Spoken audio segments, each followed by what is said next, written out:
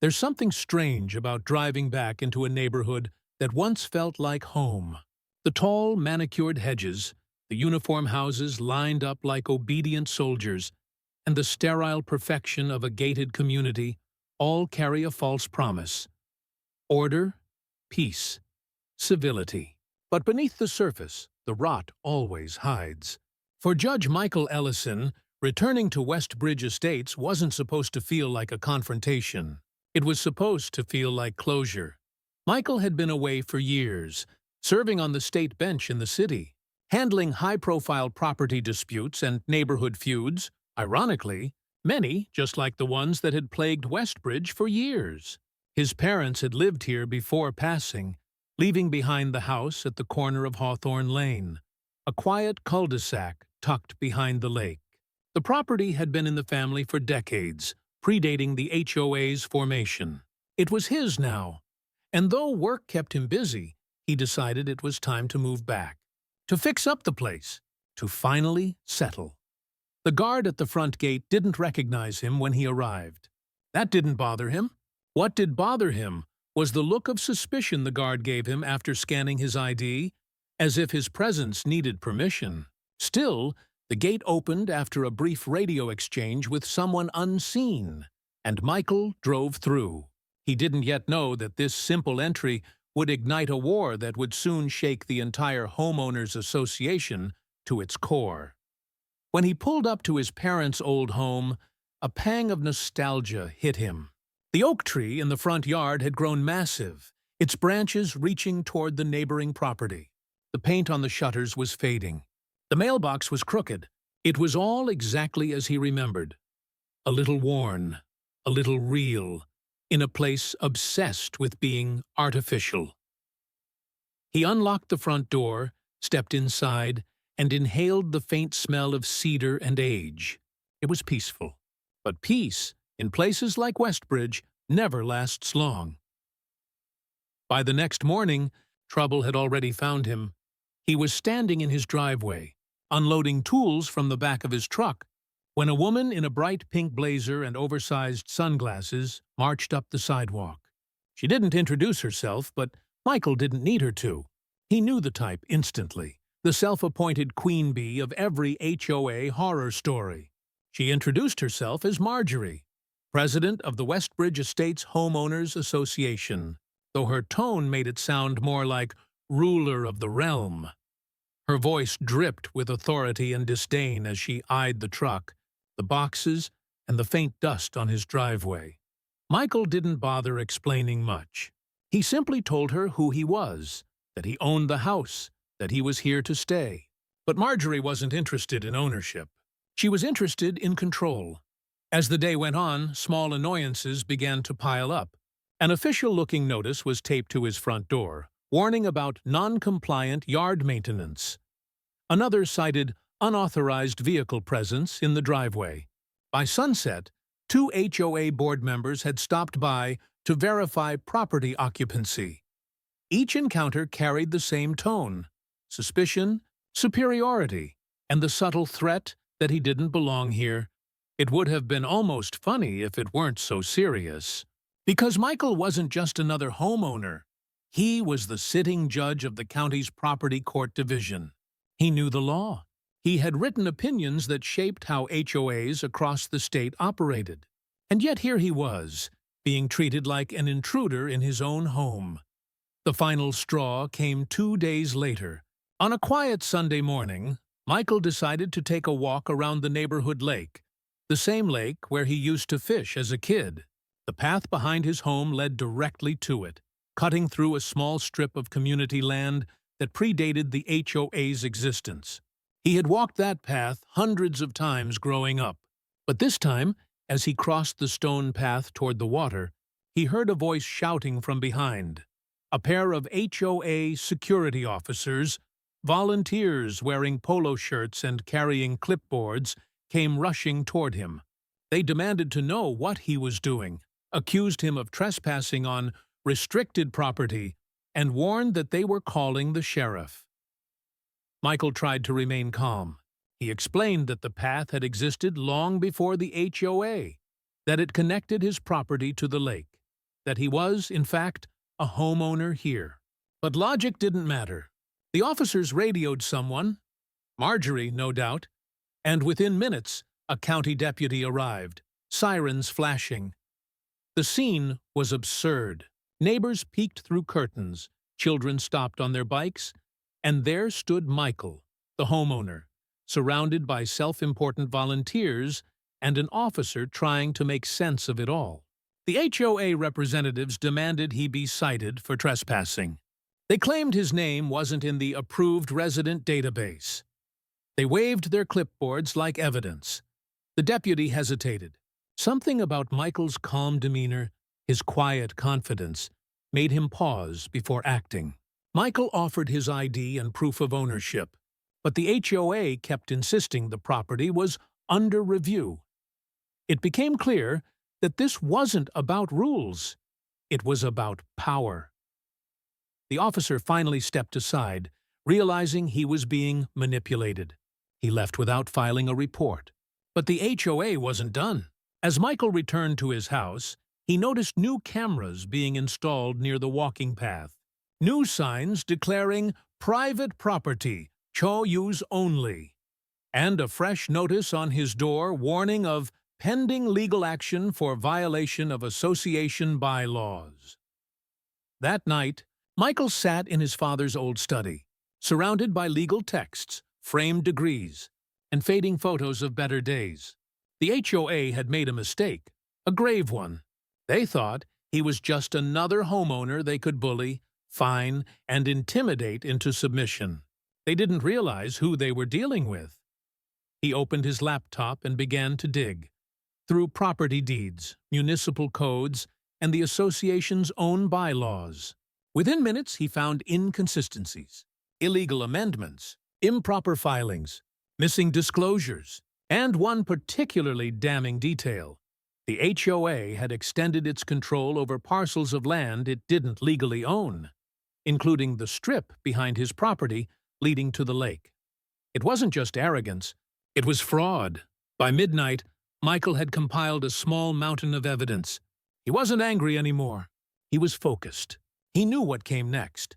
The HOA had started a fight they couldn't win, and Judge Ellison was about to remind them why no one should ever try to outplay the law.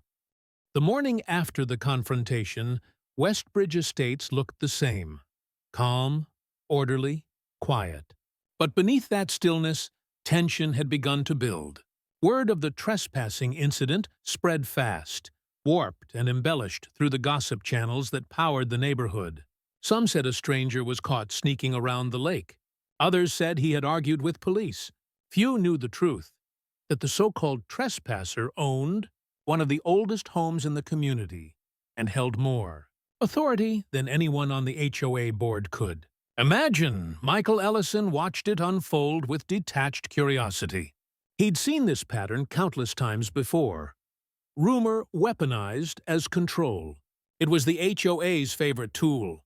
But what they didn't realize was that their overreach had exposed cracks in their foundation, and Michael had already begun prying them open. He started by reviewing the original property documents. The Ellison home had existed long before Westbridge Estates was ever incorporated.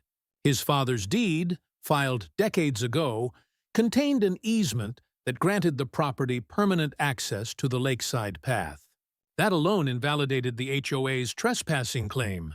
But as Michael compared the current HOA maps to county records, something far worse emerged. The association had expanded its jurisdiction illegally, redrawing community boundaries without following legal procedure or obtaining approval from the county zoning board. It wasn't a clerical error. It was a calculated land grab. Michael smiled faintly as he printed out the evidence. He'd seen this kind of scheme before. HOAs quietly rewriting their covenants to assume authority over areas that didn't belong to them. It was one of the most common abuses of power in property law. And now he had proof that Westbridge's board had done exactly that. Still, he didn't move too fast. He knew better than to confront them head-on. Instead, he began a quiet investigation, gathering records, interviewing neighbors, and observing. He didn't reveal his position as a judge. To them, he was just the new guy on Hawthorne Lane. That anonymity became his greatest advantage. Over the next few days, the HOA's harassment intensified. Notices piled up. Fines were issued. They claimed his mailbox color violated aesthetic uniformity standards. They accused him of parking an unregistered vehicle in his driveway. They even warned that his front porch lights were non-compliant with HOA-approved lumens. It was absurd, laughable even. But to Michael, each notice was another piece of evidence of malicious targeting. Marjorie, the HOA president, seemed particularly determined to make an example out of him. She began hosting emergency board meetings where his name came up repeatedly. Minutes from those meetings, which Michael later obtained from a sympathetic neighbor, revealed an alarming goal: to have his residency re-evaluated and his non-conforming property brought under compliance review. In plain terms, they wanted him gone. But what Marjorie didn't know was that every move she made was digging the HOA deeper into a legal grave. One afternoon, Michael drove to the county clerk's office.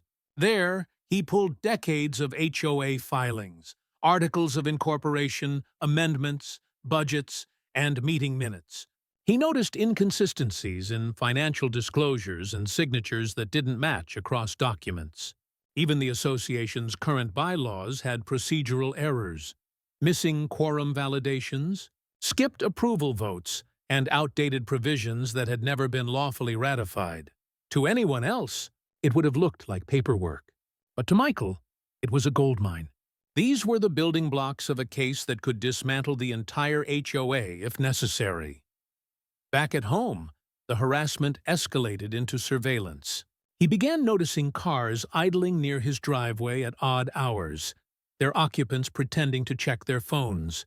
Small drones hovered briefly over his backyard before zipping away. A letter appeared in his mailbox warning that unregistered surveillance equipment could lead to legal consequences. Irony that made him laugh out loud.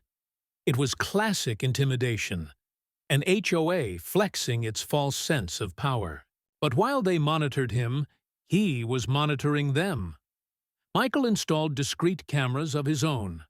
Silent, high-resolution ones that recorded everything from the street corner to his property line. Within days, he captured footage of HOA board members trespassing on his land, photographing his truck, and even peering through his windows. The footage would become crucial later, but for now, he simply archived it all, time-stamped and labeled. Then, one evening, came the final spark that turned quiet investigation into open war. Michael received an official-looking envelope slipped under his door. Inside was a notice of HOA violation and forthcoming legal action. Tates claimed that due to repeated non-compliance and disruptive behavior, his property rights were being reviewed by the HOA's disciplinary committee. The letter even stated that he might face revocation of community privileges, a phrase so overreaching it bordered on parody. But attached to the notice was something far more serious, a formal complaint.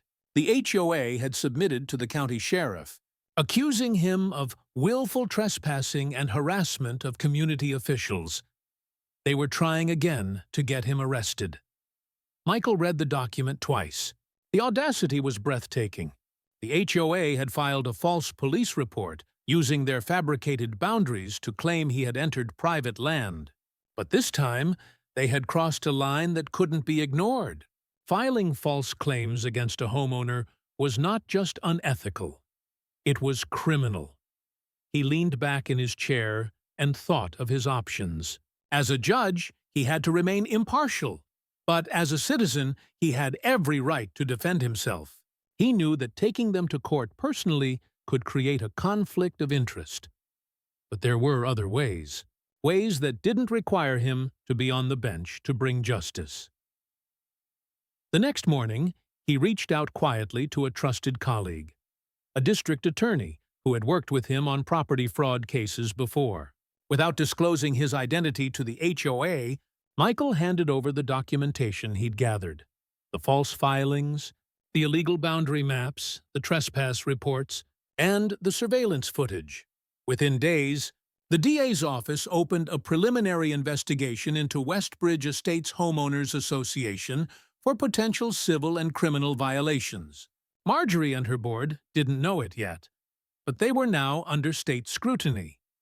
Still, Michael didn't relax. He continued to play the quiet resident even as the HOA's paranoia grew. They began sending out newsletters warning neighbors about dangerous individuals posing as homeowners. Security patrols doubled.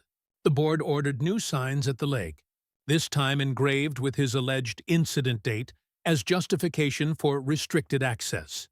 It was fear disguised as authority, and it was unraveling. Behind closed doors, the district attorney's office subpoenaed the HOA's financial records. Investigators discovered missing funds, unauthorized expenditures, and thousands of dollars in consulting fees, with no paper trail. Every thread pulled revealed more corruption, and all of it tied back to Marjorie and her inner circle. Michael didn't celebrate. Not yet. He knew from experience that power doesn't collapse quietly.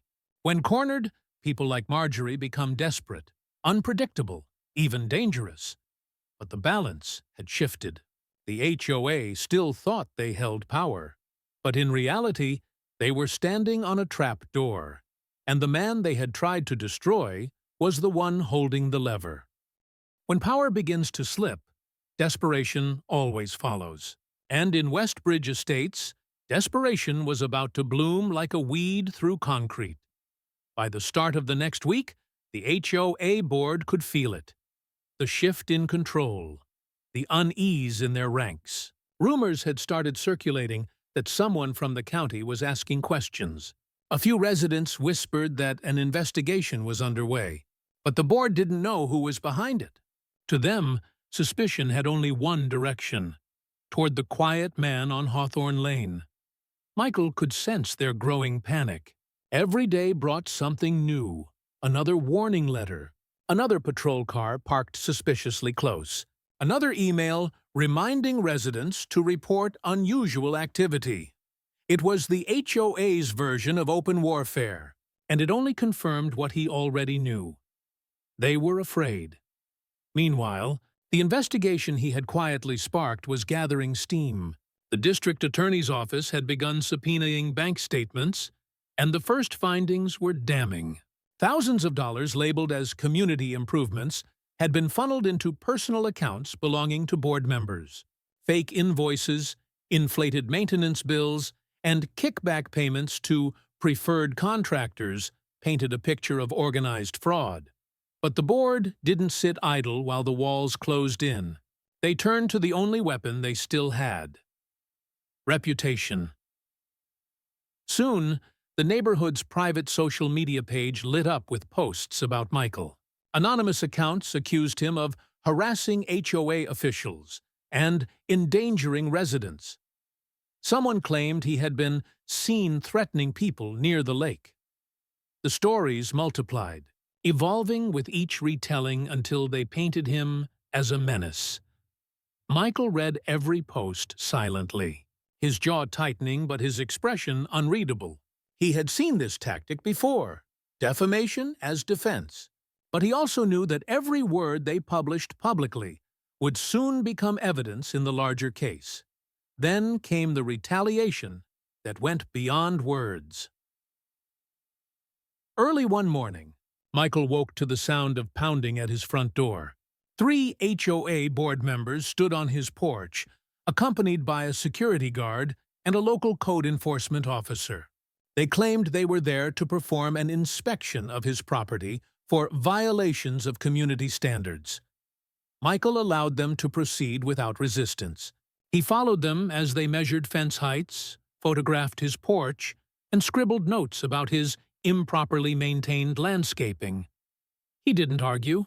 He didn't even speak.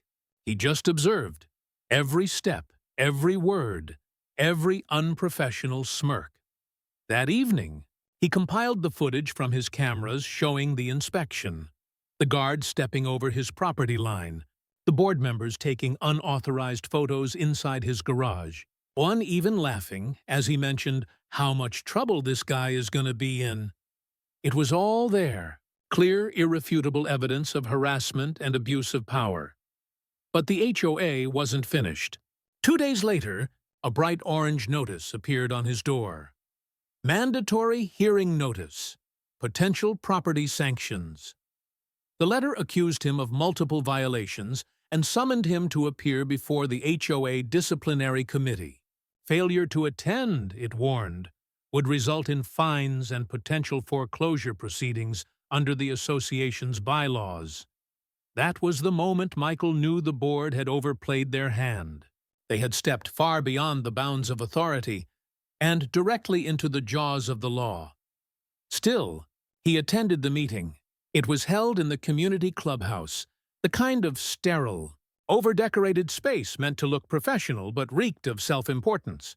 The board sat at a long table like a mock tribunal, with Marjorie presiding in the center. Residents filled the back rows, eager for spectacle. Michael sat calmly at the table, a folder of documents resting in front of him. Marjorie read through a list of accusations: property neglect, non-compliance, trespassing, and creating a hostile environment. Her voice trembled just slightly, betraying the pressure building beneath her composure. When she finished, Michael opened the folder, revealing a thick stack of legal documents, certified deeds, court rulings, and property maps. He laid them neatly across the table. Without raising his voice, without so much as a hint of emotion, he stated his ownership of the property, the pre-existing easement rights, and the illegality of the HOA's boundary extensions. Then, he presented the evidence of harassment, surveillance, and trespass. Every photo, every timestamp, every document cross-referenced against county law. The board fell silent. For the first time, the room's smug confidence wavered. Marjorie tried to recover, insisting that the HOA had the right to enforce its rules. But Michael simply slid one final paper toward her, an official letterhead bearing the seal of the state attorney's office. It confirmed that Westbridge Estates was under formal investigation for financial misconduct, unauthorized boundary modifications, and potential abuse of authority. The silence that followed was deafening. Michael didn't linger. He gathered his papers and walked out, leaving behind a room full of stunned faces and whispered panic. By the time he reached his driveway, he knew the news would spread like wildfire. The man they'd tried to shame and silence had turned out to be far more powerful than they could ever comprehend. That evening, the HOA board convened an emergency meeting behind closed doors. Voices were raised. Accusations flew. Several members demanded Marjorie resign immediately to protect the association's image. Others argued that the investigation might still be contained if they blamed clerical errors. But it was too late. The subpoenas had already gone out. The investigation was no longer a rumor. It was official. Over the next week, the neighborhood atmosphere shifted from arrogance to fear. Residents avoided eye contact. Board members stopped making their usual rounds. The constant patrol cars disappeared. Even the gossip page went silent.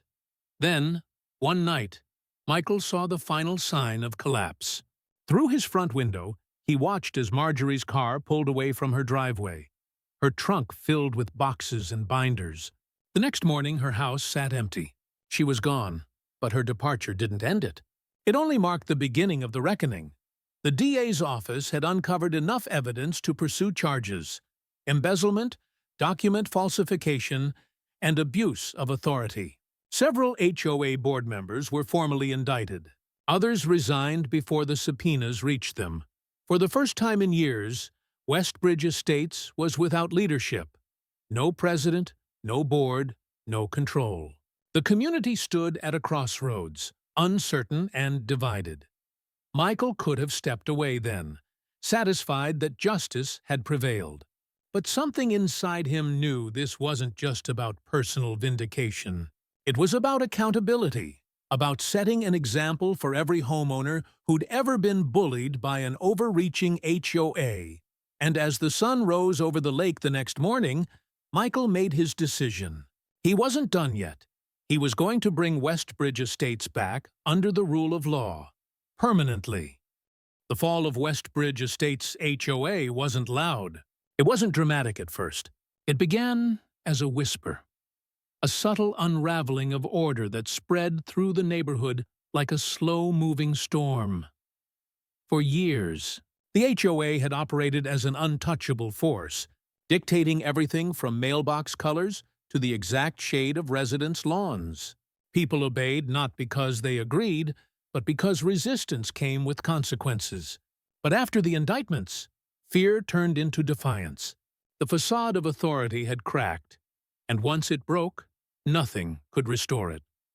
Michael watched it all unfold from the same window where he'd once seen Marjorie drive away in disgrace. Trucks from the district attorney's office came and went, carrying boxes of seized records. Investigators walked door to door, collecting statements from homeowners who had long been too scared to speak. And as the truth came to light, the image of Westbridge Estates, the pristine, tightly controlled paradise, began to rot in public view. Local media picked up the story first. A small-town news outlet ran an article titled, "HOA Under Investigation for Fraud and Abuse of Authority." It was soon followed by a regional broadcast, then a statewide report detailing years of mismanagement, intimidation, and financial corruption. Residents who had once prided themselves on living in an exclusive gated community now found themselves fielding calls from reporters and investigators. The HOA board was gone. Half of its members faced charges. The rest had resigned. But the collapse left chaos in its wake. Without leadership, there was no structure, no maintenance schedules, no budget approvals, no community communication. The neighborhood that once prided itself on control now had none. And that's when Michael decided to act. He hadn't planned to get involved beyond the investigation, but he couldn't ignore the growing disorder. Mail piled up at the old HOA office. Landscaping companies went unpaid. Contractors refused to work without signed approvals. The illusion of perfection was crumbling into neglect. Michael began by contacting a few neighbors, those who had been vocal during the investigation, the ones tired of living under constant threat. They met quietly at his house, discussing what would happen next. Many were angry, others frightened, unsure what the future of the community would be without the HOA. That night, under the soft hum of his study lamp, Michael drafted a proposal, one that would change Westbridge Estates forever. He titled it Restoration of Homeowner Autonomy and Legal Governance. It wasn't a manifesto. It was a plan, practical, lawful, and rooted in fairness. The document outlined steps to dissolve the current HOA corporation entirely, return property rights to individual homeowners, and establish a voluntary neighborhood council without enforcement powers. It included recommendations for transparent budgeting, public voting, and rotational leadership, the antithesis of the iron rule that had destroyed the community. He didn't plan to lead it. He planned to guide it, as a resident, as a jurist, as someone who understood both the spirit and the letter of the law. Before long, word spread about the meeting he was organizing. Some came curious, others skeptical, but when the night arrived, the clubhouse was packed. The same building where the HOA had once issued fines and threats now echoed with something new, hope mixed with uncertainty. Michael stood at the front of the room, not as a judge, not as a victim, but as a neighbor. He explained the truth, that the HOA's control had always been fragile, that their authority came only from residents' compliance, and that it had been corrupted beyond repair. He described how the law allowed for dissolution through a community vote, and how the neighborhood could rebuild on fairness, transparency, and cooperation. People listened. Some nodded, others whispered. A few still feared what would come next. But the mood had shifted. For the first time in years, the room wasn't ruled by fear. It was ruled by choice. When the vote was cast, the decision was nearly unanimous. Westbridge Estates Homeowners Association would be officially dissolved. The corporation that had terrorized its own residents would cease to exist. Over the following weeks, Michael worked with county officials to finalize the process. Legal notices were filed, accounts were audited, and control of common areas was transferred to the homeowners collectively. The DA's office assisted in recovering stolen funds, which were redistributed to repair damages and repay overcharged residents. It was the first time anyone could remember a community reclaiming itself from its own oppressors. Yet even as order began to return, the shadows of the past lingered. Former board members continued to deny wrongdoing. Lawsuits trickled through the courts, mostly desperate attempts to salvage reputations or delay justice. But Michael remained unshaken. He had seen too much corruption to be surprised. Then, one day, a letter arrived at his home. Unmarked, folded neatly, slipped into his mailbox. It was from Marjorie. Her handwriting was unmistakable, precise, almost mechanical. She wrote that she had left the state, that her intentions had never been malicious, and that she hoped the community would understand how difficult it is to manage people who refuse to follow rules. Michael read it once, folded it, and placed it in a drawer. There was no anger left in him, just closure. As winter settled in, Westbridge Estates began to look different. The hedges were less perfect, the lawns less uniform, but the smiles came easier. Neighbors waved more. Children played freely in the streets without being scolded for leaving bikes in driveways. The sterile perfection had given way to something better. Imperfection with freedom. One afternoon, Michael walked down to the lake, following the same stone path that had once been at the heart of the HOA's false claim. The new community sign stood nearby, no longer reading Westbridge Estates HOA, but simply Westbridge, a place to call home. He stood by the water, watching the ripples catch the fading light, reflecting a peace that had taken months, perhaps years, to earn. In the end, the HOA's downfall wasn't about power or revenge. It was about truth, about standing up to those who abuse authority and remembering that ownership, real ownership, means freedom. Michael had never sought glory, but his quiet victory rippled far beyond his neighborhood. Local papers began to refer to him as the judge who shut down an HOA from the inside. Other communities reached out, asking for guidance, advice, or simply courage, but to him, it wasn't heroism. It was justice. The kind of justice that didn't come from a courtroom gavel, but from the steady, patient resistance of one man refusing to be silenced in his own home. Months passed, and the chaos that once defined Westbridge Estates slowly gave way to calm. The headlines faded, the investigations concluded, and life, in its quiet rhythm, returned to something resembling normalcy. But the community would never be the same. Not after what it had endured. The homeowners had changed. They had seen how power could be twisted, how rules meant to protect could be weaponized, and how silence could enable corruption. They had learned to question, to speak up, to hold their own leaders accountable. And at the center of that transformation stood the man they had once watched from behind curtains.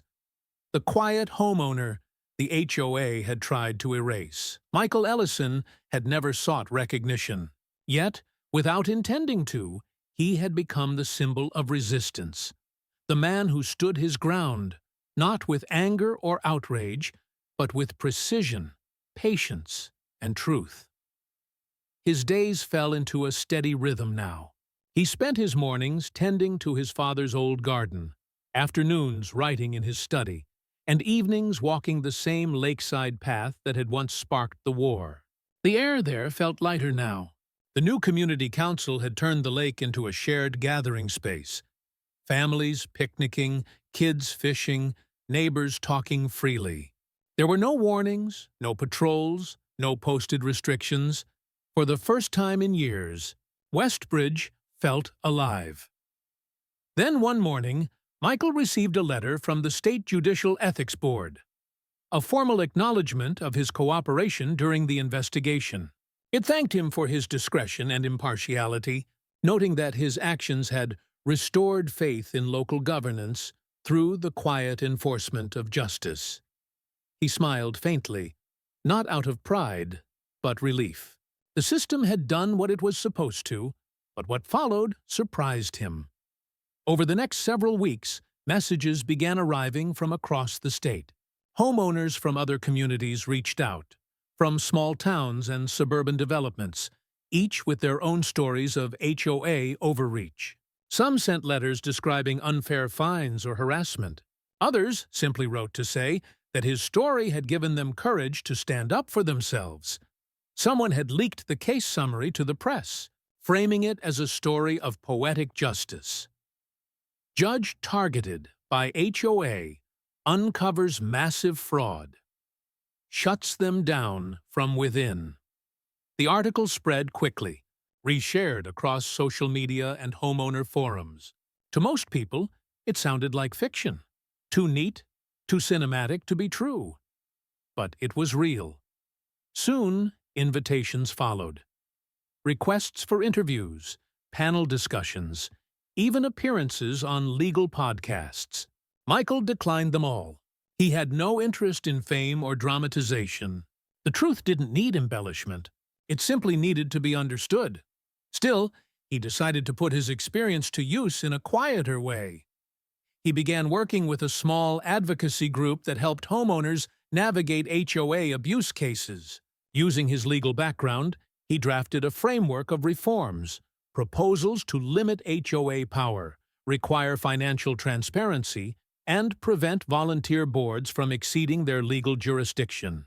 The group would later submit those recommendations to the state legislature, and several were eventually adopted into law. Michael never spoke publicly about his role in that effort. He didn't need to. The results spoke for him.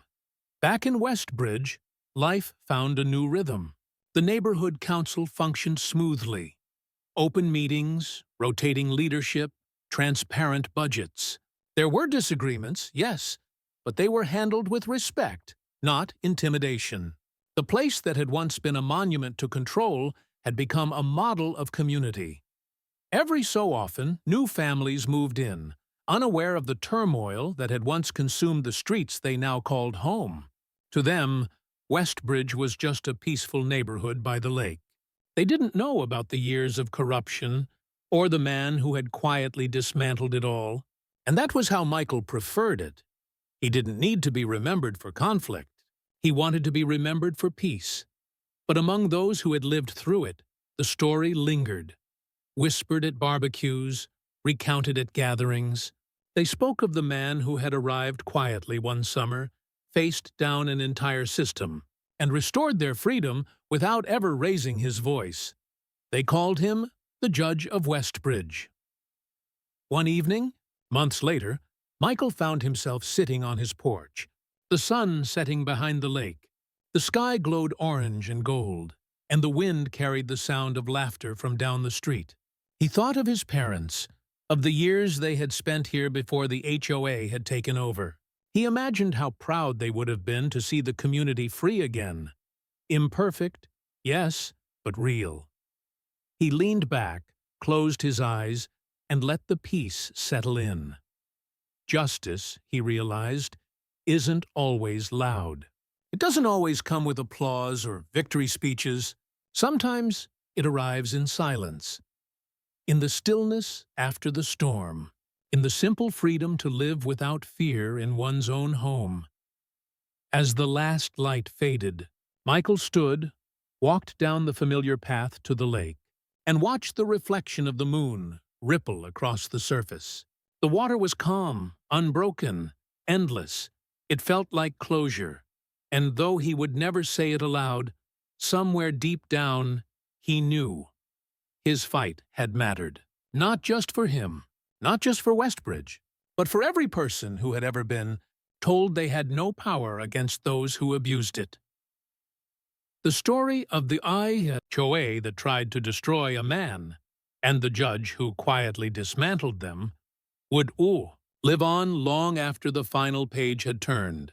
Because justice, when it comes, doesn't need to shout. It simply needs to stand.